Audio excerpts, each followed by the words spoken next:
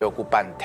Y atención, ¿en cuánto cerró el dólar, el billetito verde? Hoy, viernes 12 de septiembre, ahí lo tenemos. Atención.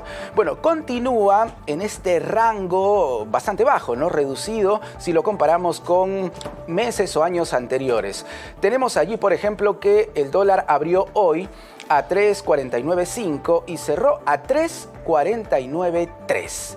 Vemos también el recorrido que ha tenido el billetito norteamericano, correcto, desde el viernes 5 de septiembre, hace una semana, 3.52, el lunes 3.51, ya el martes estaba por los 3.49.8, el miércoles bajó un poquito más, hasta los 3.48, el jueves se recuperó algo a los 3.49.1 y finalmente hoy cierra en 3.49.3. Definitivamente son cifras que no se veían desde hace muchísimos años, un dólar bajo debido a la coyuntura también en Estados Unidos, la guerra de aranceles, la complicada situación del empleo en los Estados Unidos y otros factores más que han ido sumando para que el dólar cierre hoy, viernes 12 de septiembre, con 3.49.3.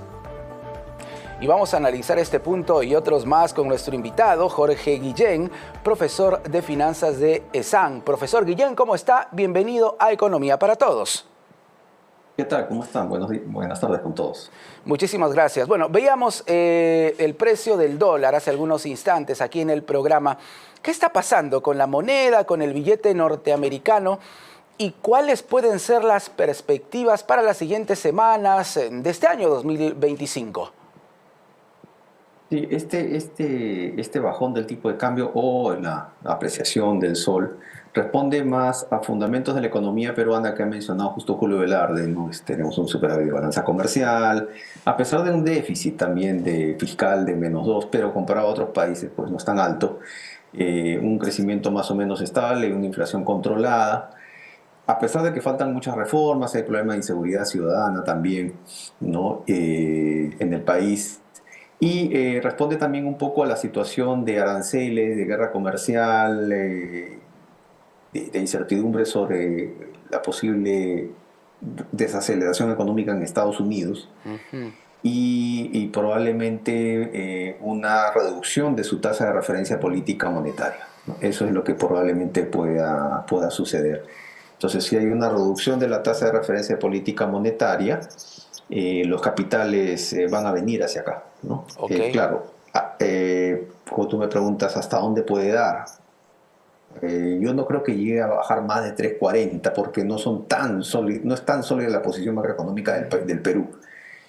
Y probablemente el próximo año, o sea, es una buena opción para comprar dólares, porque probablemente el próximo año en abril, en elecciones, antes de elecciones ya, ni siquiera en elecciones, porque en elecciones puede suceder de todo, porque puede haber un candidato un poco antisistema en la final. Sí, claro, claro. La segunda vuelta, ¿no? Pero antes ya de elecciones, ya probablemente el tipo de cambio suba a niveles mayores, a 3.6, 3.7.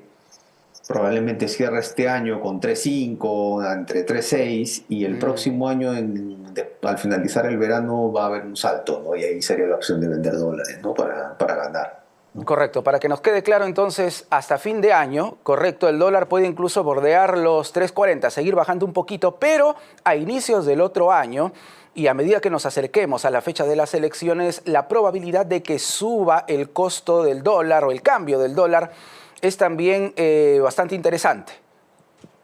Sí, así es. O sea, es un momento ahora como para comprar porque probablemente en abril uno lo puede vender, ¿no? Porque probablemente el tipo de cambio va a regresar a una posición más o menos donde estaba antes, ¿no? Entre 3.6 y 3.7. Claro, correcto. Pero atención, la reducción en el costo, en el cambio del dólar, representa también la fortaleza del sol peruano, de la moneda peruana. ¿Podemos entenderlo así o no? Sí, es una fortaleza relativa, no es tampoco como para cantar victoria, porque deberíamos crecer a tasas mayores de 5% para reducir el desempleo, ¿no? Y no estamos creciendo a esas tasas importantes. La inflación todavía sigue, digamos, con ciertos rezagos y el problema es el déficit fiscal que ha criticado mucho el Consejo Fiscal.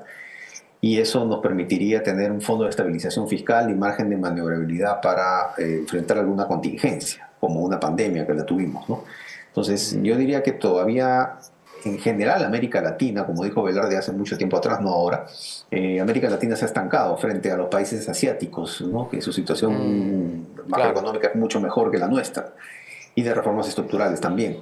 La India está en quinto lugar en el ranking de PBI, y nosotros hemos hecho con las justas un aeropuerto y la India ha hecho como 10 aeropuertos, ¿no? Ellos avanzan a pasos que debemos ir nosotros, porque con un aeropuerto o un puerto de Chancay no crecemos más de 4. La economía ya es grande, entonces necesitamos 2 o 3 más de eso para poder llegar a tasas de 5 o 6, que es nuestro PBI potencial. Claro, se lo preguntaba, profesor Guillén, porque sin ánimo de entrar al terreno político como tal, hemos escuchado a la presidenta Dina Boluarte en más de un discurso, ¿no? Porque ella no va con la prensa, se dirige a la ciudadanía a través de sus discursos en actividades públicas. Ha dicho que el sol peruano es la moneda más estable, ¿no?, de Latinoamérica, que incluso hay otros países que están ahorrando, considerando el sol peruano. ¿Es así?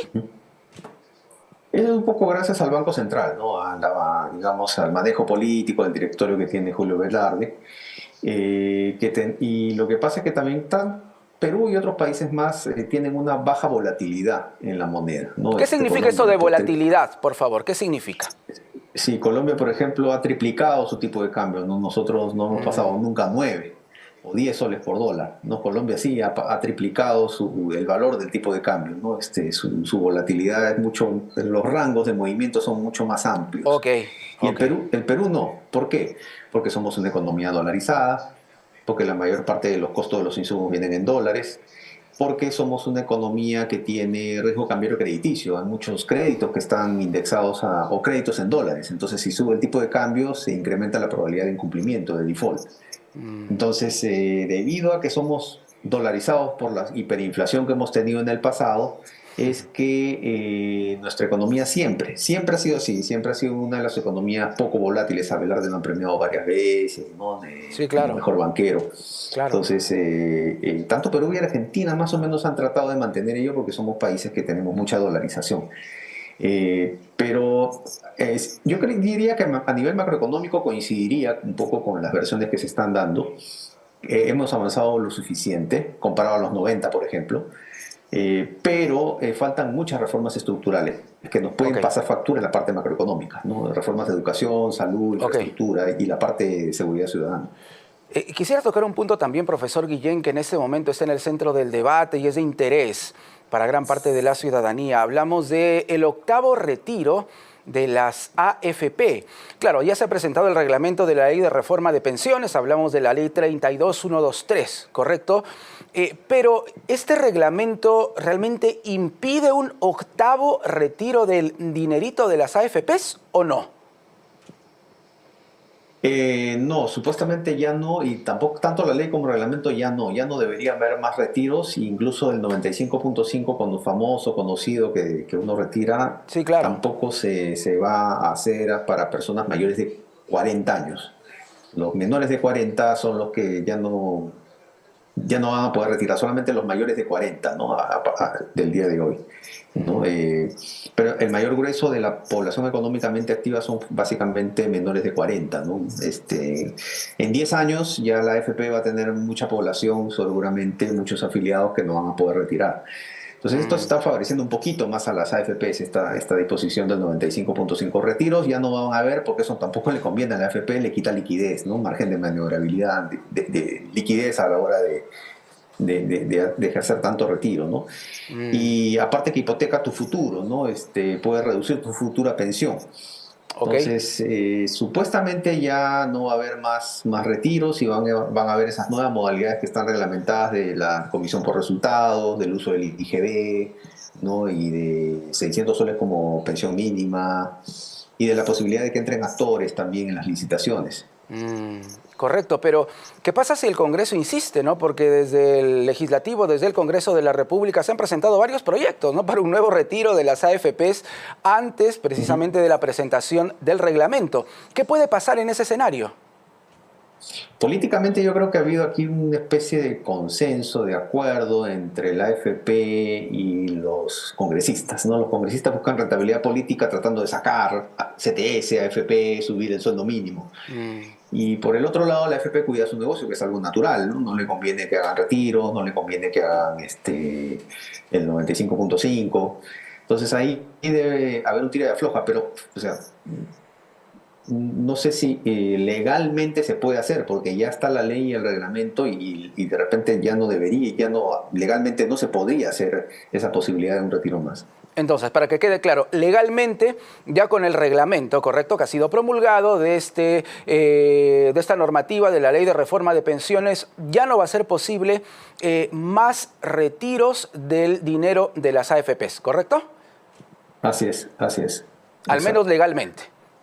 Ujú. Te Así lo es, digo yo creo porque que ya no. políticamente cualquier cosa puede pasar, ¿no? Pero al menos legalmente llegamos hasta ese punto. Ujú.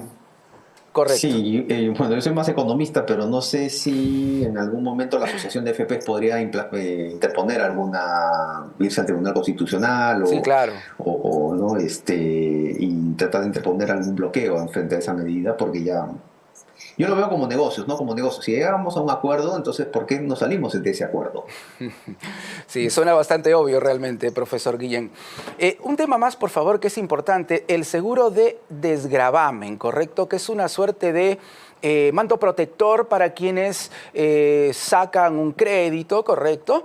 Y, bueno, lamentablemente pueden fallecer o tener algún problema para cumplir con esa obligación. Según la nueva normativa, el seguro de desgravamen tendrá obligatoriedad solo para créditos hipotecarios, ¿correcto? ¿Qué significa Ujú. esto? Sí, ese es un seguro que ya no va a ser obligatorio en tarjetas de crédito o en otro tipo de producto crediticio, pero en el caso que uno fallece, ese producto es útil.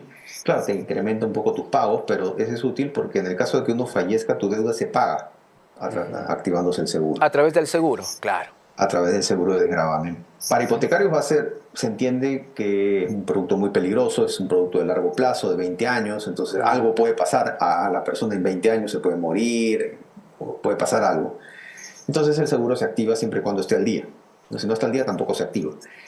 Y los otros productos de corto plazo, ya no hay obligatoriedad de pagar, de tener el seguro de desgravamen, pero en el caso de que fallezca, va a tener que el banco ir a buscar en el patrimonio de la persona que fallece la deuda, porque el banco nunca Ok. va a perder.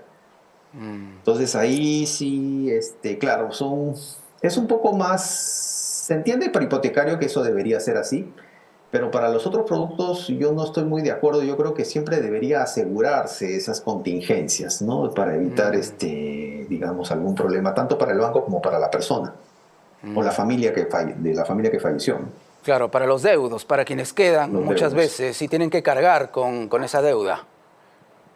Así es. Es un punto bastante interesante.